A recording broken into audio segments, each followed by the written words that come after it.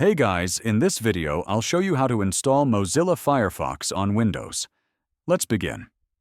First, open your current web browser and go to the official Firefox website, mozilla.org/firefox. On the page, click the Download Firefox button. This will start downloading the Firefox setup file to your computer. Once the download is complete, open your Downloads folder and double-click the Firefox setup.exe file. A setup window will appear. Click Yes if prompted, and then the installation will begin automatically. Wait a few moments while Firefox installs on your Windows PC. When the installation finishes, Mozilla Firefox will open automatically. Now you can start browsing the web, and if you want, you can also import your bookmarks and settings from your previous browser. And that's it. You've successfully installed Mozilla Firefox on Windows.